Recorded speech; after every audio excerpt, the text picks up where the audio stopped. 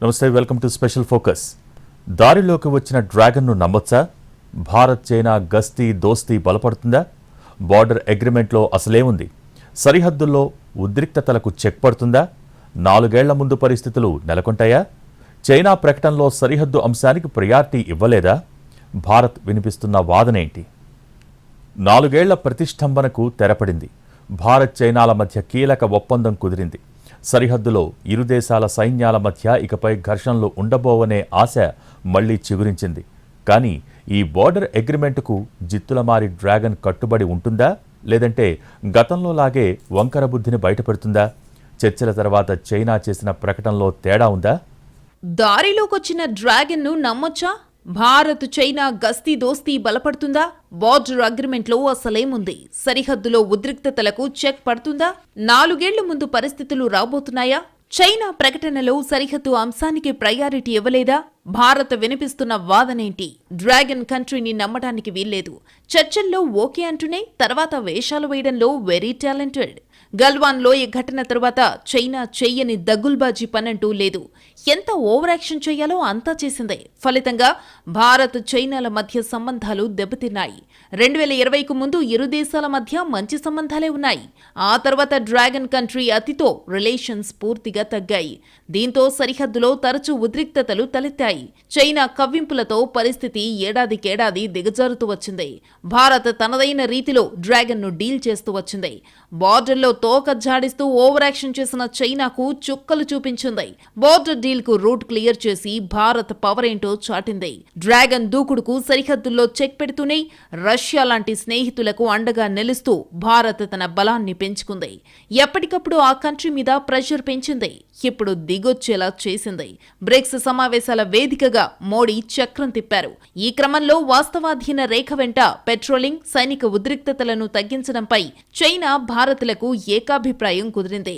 ప్రస్తుతం చైనా భారత్ల మధ్య నెలకొన్న పరిస్థితుల నడుమ బార్డర్ అగ్రిమెంట్ డీల్ ఓకే అయిందంటే అది ఖచ్చితంగా ఇండియా సాధించిన సూపర్ విక్టరీయే. చైనాపై అన్ని రకాలుగా ఒత్తిడి తీసుకొచ్చి ఈ ఒప్పందానికి బాటలు వేసింది. ఎల్ఏసీ వెంట స్టేటస్ కో పరిస్థితులకు 4 ఏళ్లుగా వ్యతిరేకిస్తూ వచ్చిన చైనా ఇప్పుడు దారిలోకొచ్చి ఒప్పుకుంది. సైనిక పరంగా, దౌత్యపరంగా ఈ సరిహద్దు ఒప్పందం భారత్కు భారీ విజయంగా మిగులుతుంది. 5 ఏళ్ల తరువాత భారత ప్రధాని నరేంద్ర మోడీ, చైనా అధ్యక్షుడు షీ జిన్పింగ్ రష్యాలోని కజాన్లో సమావేశమయ్యారు. సరిహద్దు వివాదాన్ని పరిష్కరించుకునే దిశగా ఇటీవల సాధించిన పురోగతిపై ఇరువురు ఒకరినొకరు ప్రశంసించుకున్నారు. 2 దేశాలు ప్రత్యర్థులుగా కాకుండా భాగస్వాములుగా కలిసి పనిచేసుకోవాలని షీ జిన్పింగ్ అన్నారు. ప్రపంచంలో అత్యంత ఎక్కువ జనాభా ఉన్న ఇరు దేశాలు పరస్పర విశ్వాసం, గౌరవం, సున్నితత్వంతో ముందుకెళ్లాలని ప్రధాని నరేంద్ర మోడీ చెప్పారు. మోడీ, జిన్పింగ్ సమావేశం కావడానికి ముందు చైనాతో సరిహద్దుల్లో ఉన్న బలగాల గస్తీపై ఒక ఒప్పందానికొచ్చినట్టు భారత్ ప్రకటించింది.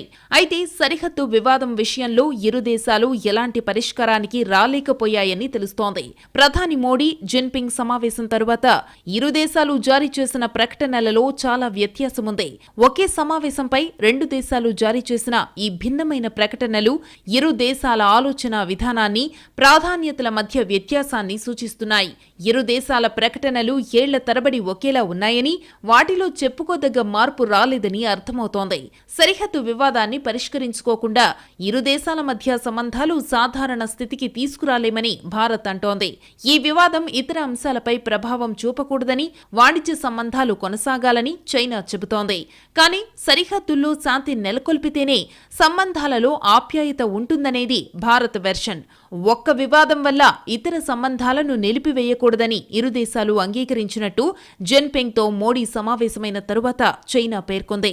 ఇదే సమయంలో 2 దేశాల మధ్య వివాదాలను, వ్యత్యాసాలను సక్రమంగా పరిష్కరించుకోవాలని భారత్ నొక్కి చెబుతోంది.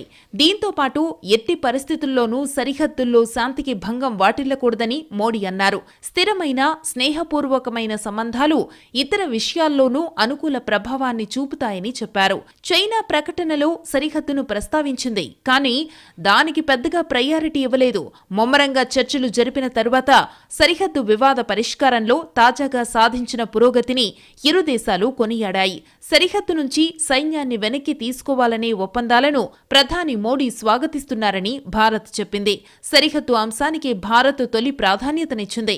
చైనా తన ప్రకటనలో బహుళ ధృవ ప్రపంచాన్ని 3 సార్లు ప్రస్తావించింది. కానీ ఎక్కడా భారత్ లాగా బహుళ ధృవ ఆసియా గురించి చెప్పలేదు. అమెరికా ఆధిపత్య ప్రపంచాన్ని చైనా నిరాకరిస్తూ ఉండగా ఆసియాలో చైనా ఆధిపత్యం పెరుగుతోందని భారత్ భావిస్తోంది. అందుకే బహుళ ధృవ ఆసియా గురించి భారత్ మాట్లాడుతోంది. బహుళ ధృవ ప్రపంచం కోసం 2 దేశాలు పనిచేయాలి. ఇందుకు ప్రధాని మోడీ కూడా అనుకూలంగా ఉన్నారని చైనా తన ప్రకటనలో చెప్పింది. మరోవైపు గ్లోబల్ సౌత్ లో ముఖ్యమైన దేశంగా చైనా తనకు తాను అభివర్ణించుకుంటోంది. కానీ భారత్ దీనిని గుర్తించడం లేదు. ఈ నెల 21న భారత్ చైనా సంబంధాలను ప్రభావితం చేసే కీలక పరిణామం జరిగింది. వాస్తవాధీన రేఖ వెంబడి 4 ఏళ్లుగా కొనసాగుతున్న ఉద్రిక్తతలకు ముగింపు పలుకుతూ ఇరు దేశాలు కీలక గస్తీ ఒప్పందాన్ని కుదుర్చుకున్నాయి. దీని ప్రకారం 2020 నాటి యథాస్థితిని ఎల్ఏసీ వెంబడి ఇంకా కొనసాగనుంది. ఇరు దేశాల సైనికులు 2020లో గస్తీ నిర్వహించిన పెట్రోలింగ్ పాయింట్లకు ఇక స్వేచ్ఛగా వెళ్లొచ్చు. బ్రిక్స్ శిఖరాగ్ర సదస్సుకు మోడీ వెళ్లే ముందే ఈ ఒప్పందానికి సంబంధించిన ప్రకటన వచ్చింది. ఈ ఒప్పందాన్ని కీలక పరిణామంగా విదేశీ వ్యవహారాల శాఖ మంత్రి జైశంకర్ అభివర్ణించారు. సరిహద్దుల్లో గస్తీపై చైనాతో ఒప్పందానికొచ్చాం. 2020కి ముందు పరిస్థితికి వెళ్లాం. బలగాల ఉపసంహరణ ప్రక్రియ కూడా ముగిసిందని చెప్పవచ్చన్నారు జైశంకర్. 2020 జూన్ 15న తూర్పు లడాఖ్లోని గల్వాన్ లోయలో భారత్ చైనా సైనికుల మధ్య జరిగిన తీవ్ర ఘర్షణ ఉద్రిక్త పరిస్థితులకు దారితీసింది. ఘర్షణలో తెలంగాణకు చెందిన కల్నల్ సంతోష్ బాబుతో సహా 20 మంది భారత సైనికులు వీర మరణం పొందారు. చైనా కూడా భారీగా సైనికులను కోల్పోయింది. కానీ ఆ సంఖ్యను వెల్లడించలేదు. చాలా నెలల తరువాత 5గురు చనిపోయినట్టు అధికారికంగా అంగీకరించింది. ఘర్షణల నేపథ్యంలో ఇరు దేశాలు ఎల్ఏసీ వెంబడి భారీ స్థాయిలో బలగాలను మోహరించాయి. అప్పటి నుంచి 2 దేశాల మధ్య ఉద్రిక్త వాతావరణం కొనసాగుతూ వచ్చింది. ఈ ఒప్పందం 2 దేశాల మధ్య సంబంధాలను ఎలా ప్రభావితం చేయబోతోంది? 4 ఏళ్లకు ముందు ఉన్నట్టు 2 దేశాల మధ్య పరిస్థితులు ఉండబోతున్నాయా? ఇదే ఇప్పుడు ఆసక్తిని రేపుతోంది. ఒప్పందం ప్రకారం సరిహద్దులో బలగాల ఉపసంహరణ ప్రక్రియ ప్రస్తుతం మొదలైంది. తూర్పు లడక్ సెక్టార్లోని 2 కీలక ప్రాంతాలైన డెమ్చోక్, డెస్పాంగ్ నుంచి 2 దేశాల బలగాలు వెనక్కి మళ్లుతున్నట్టు భారత రక్షణ శాఖ అధికారులు తెలియజేశారు. టెంట్లు, తాత్కాలిక నిర్మాణాలను ఇరు దేశాల బలగాలు తొలగిస్తున్నాయి. ఈ పరిణామాలు గస్తీ దోస్తీని మరింత బలపడేలా చేస్తాయా? 4 ఏళ్ల ప్రతిష్టంభన ముగిసింది. భారత్ చైనాల మధ్య కీలక ఒప్పందం కుదిరింది. ఎల్ఏసీలో ఇరు సైన్యాల మధ్య ఇకపై ఘర్షణలు ఉండవని ఆశ మళ్లీ చిగురించింది.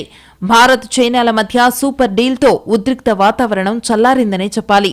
40 మంది ప్రాణాలు తీసిన 4 ఏళ్ల నాటి ఘటనకు తర్వాత ఇది 2 దేశాల సంబంధంలో కీలక ముందడుగే. ఈ పరిణామం భారత్ చైనా సైనికులకు ఊరటనిస్తుంది. అంతకు మించి 2 అణ్వాయుధ దేశాల మధ్య సయోధ్యకు సంకేతంగానే భావించాలి. 4 ఏళ్లుగా వాస్తవాధీన రేఖ వెంబడి సాగుతున్న వివాదాలను ఈ ఒప్పందం పరిష్కరిస్తుంది. ఆ దిశగా దీన్ని కీలక ముందడుగుగా చూడాలి. ఈ క్రమంలో ఇరు దేశాలు సరిహద్దులో బలగాల ఉపసంహరణ మొదలుపెట్టాయి. కీలక ఒప్పందానికి అనుగుణంగానే సరిహద్దులో బలగాల ఉపసంహరణ ప్రక్రియ ప్రస్తుతం మొదలైంది. తూర్పు లడాఖ్ సెక్టార్లోని 2 కీలక ప్రాంతాలైన డెమ్చాక్, డెస్పాంగ్ నుంచి 2 దేశాల బలగాలు వెనక్కి మళ్లుతున్నట్టు భారత రక్షణ శాఖ అధికారులు తెలిపారు. ఒప్పందం ప్రకారం ఈ ప్రాంతంలోని సైనిక సామాగ్రి, ఇతర పరికరాలను భారత బలగాలు వెనక్కి తీసుకొస్తున్నారు. ఇక్కడి టెంట్లు, తాత్కాలిక నిర్మాణాలను ఇరు దేశాల బలగాలు తొలగిస్తున్నాయి. చార్జింగ్ లా పాస్కు సమీపంలోని నదికి పశ్చిమ దిశగా భారత బలగాలు, తూర్పు దిశగా చైనా బలగాలు వెనక్కి వెళ్లిపోతున్నాయి. ఈ ప్రాంతాల్లో సరిహద్దులకు ఇరువైపులా దాదాపు 10 నుంచి 12 తాత్కాలిక నిర్మాణాలు, 12 టెంట్లు ఉన్నట్టు తెలుస్తోంది. బలగాల ఉపసంహరణ ప్రక్రియ అంతా పూర్తయిన తరువాత మరో 3-4 రోజుల్లో డెస్పాంగ్, డెమ్చక్ ప్రాంతాలలో పెట్రోలింగ్ను పునరుద్ధరించనున్నారు. వాస్తవాధీన రేఖ వెంబడి గస్తీ పునః ప్రారంభమై ఇరు దేశాల మధ్య ఇటీవలే ఒప్పందం కుదిరింది. దీని ప్రకారం 2020 గల్వాన్లో ఘర్షణలకు ముందు నాటి యథాస్థితిని ఎల్ఏసీ వెంబడి కొనసాగబోతోంది. ఇరు దేశాల సైనికులు 2020లో గస్తీ నిర్వహించిన పెట్రోలింగ్ పాయింట్లకు స్వేచ్ఛగా వెళ్లొచ్చు. ప్రస్తుతం బలగాల ఉపసంహరణ అయితే కొనసాగుతోంది. కానీ జిత్తులమారి చైనాను నమ్మొచ్చా? అంతర్జాతీయ వేదికలపై షేక్ హ్యాండ్ ఇచ్చినా బ్యాక్గ్రౌండ్లో ఎన్నోసార్లు హ్యాండ్ ఇచ్చేసిందే. ఓవైపు స్నేహాస్తం దాస్తూని మరోవైపు గన్ గురిపెట్టి డ్రాగన్ వంకర బుద్ధిని బయటపెట్టుకుంది. 1962లో జరిగిన భారత్ చైనా యుద్ధం తర్వాత చైనా ఓవర్ యాక్షన్ హద్దు మీరింది. 1975 నుంచి సరిహద్దుల్లో ఎన్నోసార్లు ఆక్రమణలకు పాల్పడింది. భారత సహనాన్ని అవకాశంగా తీసుకుని చెల్లరేగింది.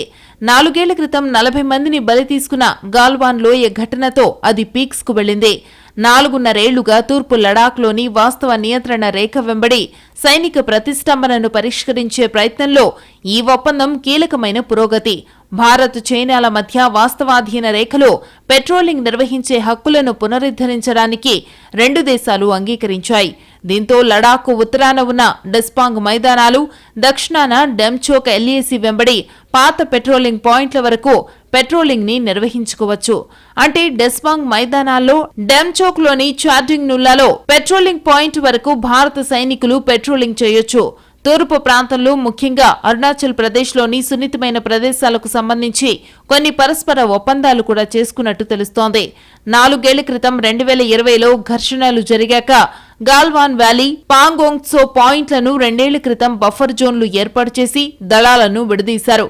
గతంలో ఇక్కడ పెట్రోలింగ్ చేసే సైనికులు 13 నుంచి 18 మంది ఉండగా ఘర్షణను నివారించడానికి కనీసం 14 నుంచి 15 మంది సైనికులు గస్తీలో ఉంటారు. ఇప్పుడు ఇరుపక్షాల పెట్రోలింగ్ పరస్పరం మార్చుకోవడానికి ఒప్పందం కుదిరింది. పెట్రోలింగ్ చేసే క్రమంలో 2 వైపుల నుంచి సమన్వయం ఉంటుందని, ఒకరికొకరు సమాచారం ఇచ్చిపుచ్చుకుంటారని ఒప్పందంలో పొందుపరిచారు.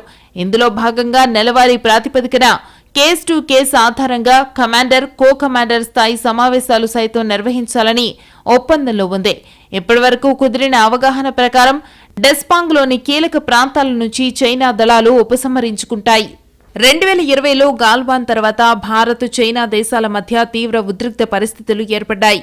ఈ క్రమంలోనే సరిహద్దుల వెంబడి ఇరువైపులా భారీగా బలగాలను మోహరించాయి. దాదాపు 68,000 మంది సైన్యాన్ని భారత్ సరిహద్దుకు పంపింది. సరిహద్దుల్లో డ్రాగన్ సైన్యం ఏదైనా కవ్వింపులకు పాల్పడితే దానికి ధీటుగా సమాధానం ఇచ్చేందుకు ఇండియన్ ఆర్మీ అన్ని విధాలా రెడీ అయింది. కానీ ఈ సమస్యకు పరిష్కారం కోసం ఆర్మీ కమాండర్ స్థాయిలో 4 ఏళ్లుగా చర్చలు జరుగుతూనే ఉండగా తాజాగా కీలక పురోగతి కనిపించింది. దీంతో అంతర్జాతీయ ఫోరంలలో 2 దేశాల మధ్య ఉన్నత స్థాయి దౌత్య చర్చలు సులభతరమవుతున్నాయి. అలాగే ద్వైపాక్షిక సంబంధాలు మెరుగుపడతాయి. వీటితో పాటు సరిహద్దుల్లో భారత్ చేస్తున్న మౌలిక సదుపాయాల అభివృద్ధికి ఆటంకముండదు. ప్రపంచంలోని 2 పెద్ద ఆర్థిక వ్యవస్థల మధ్య దెబ్బతిన్న వ్యాపార సంబంధాలు కూడా ఇప్పుడు మెరుగుపడే ఛాన్స్ ఉంది. 4 ఏళ్లుగా చర్చల సమయంలో డ్రాగన్ చూపించిన మొండి వైఖరితో చైనా సంస్థల పెట్టుబడులను పరిశీలించడాన్ని భారత్ జాప్యం చేసింది.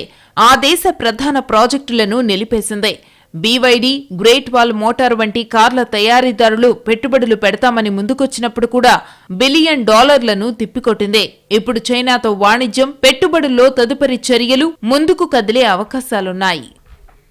డ్రాగన్ను దారిలోకి తేవటానికి భారత్ ఏం చేసింది? ప్రపంచ దేశాలను ఎలా ఆకర్షించింది? భవిష్యత్తులో ఇరు దేశాల మధ్య సంబంధాలు మరింత బలపడతాయా? భారత్, చైనా మధ్య గతంలో ఏం జరిగింది? ఇక ముందు ఏం జరగబోతోంది? నిజానికి భారత్తో దోస్తీకి 4 ఏళ్లుగా చైనా తహతహలాడుతోంది. ఇందులో భాగంగా ఎన్నోసార్లు చర్చలు జరిపింది. 2020 జూన్లో భారత్, చైనా సరిహద్దుల్లోని తూర్పు లడాక్ దగ్గర 2 దేశాల సైనికులకు మధ్య జరిగిన ఘర్షణతో ఇరు దేశాల మధ్య తీవ్ర ఉద్రిక్త పరిస్థితులు నెలకొన్నాయి. 2 దేశాలు సరిహద్దుల్లో భారీగా సైన్యాన్ని, ఆయుధాలను మోహరించాయి. తాత్కాలికంగా ఉండేందుకు టెంట్లు, ఇతర సామాగ్రిని కూడా తరలించాయి. ఇక చైనా అయితే మరో అడుగు ముందుకేసి సరిహద్దుల్లో భారీగా నిర్మాణాలు చేపట్టడం, హెలీప్యాడ్లు నిర్మించింది. దీంతో 2 దేశాల మధ్య ఉద్రిక్తతలు తారాస్థాయికి చేరినట్టయింది. ఓవైపు సరిహద్దులో ఇలాంటి పరిస్థితుండగా మరోవైపు 2 దేశాలకు చెందిన సైనిక ఉన్నతాధికారులు పలు దఫాలుగా చర్చలు జరిపారు. ఇవి అంతగా ఫలించలేదు. చివరకు ఇటీవల జరిగిన చర్చలు సఫలమయ్యాయి. తాజాగా భారత్, చైనా వాస్తవ నియంత్రణ రేఖ వెంబడి సరిహద్దుల్లో పెట్రోలింగ్ కార్యకలాపాలను పునఃప్రారంభించేందుకు ఒప్పందానికొచ్చాయి. ఇరు దేశాల అధినేతల మధ్య ద్వైపాక్షిక సమావేశాలు జరిగే ముందు ఈ ఒప్పందం కుదరడం శుభపరిణామమే. 2020లో భారత్ చైనా దళాల మధ్య జరిగిన ఘర్షణల తరువాత ఇరు దేశాల మధ్య పరిస్థితులు మరింత ప్రతికూలంగా మారాయి. జిన్పింగ్ 2019 అక్టోబర్లో మహాబలిపురంలో నరేంద్ర మోడీతో చివరిసారిగా సమావేశమయ్యారు. మళ్లీ వీళ్లిద్దరి మధ్య ద్వైపాక్షిక చర్చలు జరగడం ఇదే తొలిసారి. కొన్నేళ్ల నుంచి ఇరు దేశాల మధ్య వివాదాలు చెలరేగాయి. 2017లో డోక్లాం ప్రతిష్టంభన జరిగింది. అనంతరం ఇది తీవ్ర ఉద్రిక్తతలకు దారితీసింది. భారత్, భూటాన్, చైనాల ట్రై జంక్షన్ సమీపంలోని డోక్లాం ప్రాంతంలో ఇండియా, చైనా సైన్యం ఘర్షణకు దిగాయి. ఈ వివాదం 73 రోజుల పాటు కొనసాగింది. వివాదాస్పద భూభాగంలో రహదారిని నిర్మించడానికి చైనా ప్రయత్నాలు చేయడంతో ఆ వివాదం చెలరేగింది. 2019లో ఉద్రిక్తతలు తలెత్తాయి. జమ్మూ కాశ్మీర్లో ఆర్టికల్ 370 రద్దువేళ భారత్, చైనాల మధ్య కూడా ఉద్రిక్తతలు మొదలయ్యాయి. చైనా నియంత్రణలో ఉన్న ఆక్సాయ్ చిన్తో సరిహద్దును పంచుకునే లదాఖ్కు సంబంధించి చైనా అభ్యంతరం వ్యక్తం చేసింది. ఈ విషయంపై చైనా ఐక్యరాజ్య సమితిలో ఆందోళన తెలిపింది. దౌత్య ఘర్షణను పెంచింది డ్రాగన్ కంట్రీ. 2020 మేలో ఇరు దేశాల సైనికులు ఘర్షణకు దిగారు. Pangong so, Galwan valley, hot springs సహా తూర్పు లద్దాఖ్లోని వాస్తవాధీన రేఖ వెంబడి వివిధ పాయింట్ల దగ్గర చైనా, భారత సైనికులు ఘర్షణ పడ్డారు. 2020 జూన్ 15న గాల్వాన్ లోయలో ఇరు దేశాల మధ్య అత్యంత ఘోరమైన ఘర్షణ జరిగింది. 20 మంది భారతీయ సైనికులు వీరమరణం పొందారు. చైనా సైనికులు కూడా భారీ సంఖ్యలో మరణించారు. 2020 ఆగస్టులో దక్షిణ ఒడ్డు వెంబడి తమ బలగాలను కొత్త స్థానాల్లోకి తరలించడం ద్వారా పాంగోంగ్ తో ప్రాంతంలో యథాతథ స్థితిని మార్చేందుకు చైనా ప్రయత్నించింది. 2021 ఫిబ్రవరిలో ఇరు దేశాలు చర్చించి తమ సైన్యాలను వెనక్కి రప్పించుకున్నాయి.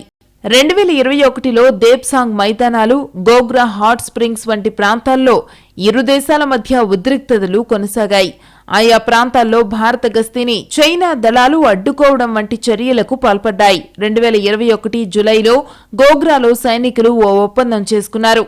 ఇక అరుణాచల్ ప్రదేశ్లోని తవాంగ్ ఘర్షణ జరిగింది.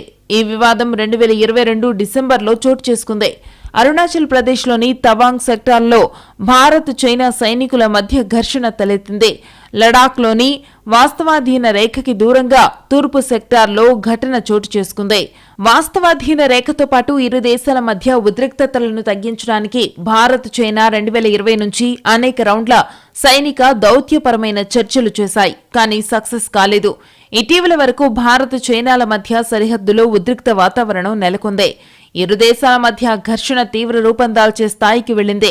కానీ సమస్యల పరిష్కారం కోసం భారత్ వ్యవహరించిన తీరు ప్రపంచ దేశాలను ఆకర్షించింది. అదే సమయంలో అమెరికాతో మంచి సంబంధాలను కొనసాగిస్తామని, అలా అని అమెరికా ఆదేశాలను భారత్ పాటించదని మరోసారి ప్రూవ్ చేసింది. గాల్వాన్ వ్యాలీ ఘర్షణ తర్వాత భారత్ భద్రతా విధానాన్ని మరింత జాగ్రత్త చేసింది. యుఎస్తో వ్యూహాత్మక సంబంధాలను పెంచుకోవడంపై దృష్టి సారించింది. ఇది క్వాడ్ దేశాల సహకారాన్ని పెంచడానికి దారితీసింది. ఇది మాత్రమే కాదు, ఆ సమయంలో పాశ్చాత్య దేశాలు కూడా భారత్కి మద్దతిచ్చాయి. చైనా దూకుడు ప్రవర్తనను ఖండించాయి. దీనివల్ల అంతర్జాతీయ స్థాయిలో భారత్కు పొలిటికల్ సపోర్ట్ కూడా దొరికింది. చైనా, రష్యా అంతర్జాతీయ వేదికపై ఎప్పుడూ ఒకేలా ఉంటాయి. ఈ రెండు అమెరికా వ్యతిరేకంగా ఉన్నాయి. పాశ్చాత్య దేశాలు ఎప్పుడూ అమెరికాకు అండగా నిలుస్తాయి. భారత్ గురించి మాట్లాడితే మనకు అమెరికా మధ్య సంబంధాలు బాగానే ఉన్నాయి. అలా అని అమెరికాతో పూర్తిగా ఏకీభవించదు. దీనికి బెస్ట్ ఎగ్జాంపుల్ రష్యా, యుక్రెయిన్ యుద్ధ సమయంలో కనిపించింది. రష్యా నుంచి చమురు కొనుగోలును నిలిపేయాలని భారత్తో సహా పలు దేశాలపై అమెరికా ఒత్తిడి తెచ్చింది. ఆ సమయంలో భారత్ తన ఇంధన భద్రతకు ప్రాధాన్యతనిస్తూ రష్యా నుంచి చమురు కొనుగోలును కొనసాగించింది. రష్యా అధ్యక్షుడు పుతిన్తో, ఆ తరువాత జెలెన్స్కీతో మోడీ సమావేశం భారత్ తటస్థ వైఖరిని హైలైట్ చేసింది. ఇదే సమయంలో ఆగ్నేషియాలో చైనా దురాక్రమణకు వ్యతిరేకంగా బలమైన సందేశాన్ని విస్మరించలేం. భారత్ పశ్చిమ దేశాలతో, ముఖ్యంగా ఆర్థిక వ్యవస్థలో ఆగ్నేషియాతో సహకరించుకునే అవకాశాలను చూస్తోంది. ఆర్థిక వ్యవస్థకు సంబంధించి పెట్టుబడులను తీసుకురావడానికి చైనా నుంచి దూరంగా వెళ్లాలని చూస్తున్న కొన్ని ఎంఎన్సీలను ఆకర్షించడానికి స్పష్టమైన విధానాన్ని అవలంబిస్తోంది. ఆగ్నేసియాలో చైనా విస్తరణ వాదాన్ని నియంత్రించడంలో భారత్ ముఖ్యమైన పాత్ర పోషిస్తుంది. ఇలా చక్రం తిప్పిన ఇండియా చివరకు చైనాను దారికి తెచ్చింది. మొత్తానికి ప్రస్తుతం ఒప్పందం ప్రకారం సరిహద్దులో ఇరు దేశాల బలగాల ఉపసంహరణ జరుగుతోంది. భవిష్యత్తులో సంబంధాలు మెరుగుపడే సూచనలు కనిపిస్తున్నాయి. కానీ చైనా ఇలాగే డీల్కు కట్టుబడి ఉంటుందా లేక వక్ర బుద్ధి బయటపెట్టుకుంటుందా అనేది ఆసక్తికరంగా మారింది. చూడాలి గస్తీ దోస్తీ ఎప్పటిదాకా ప్రశాంతంగా కొనసాగుతుందో.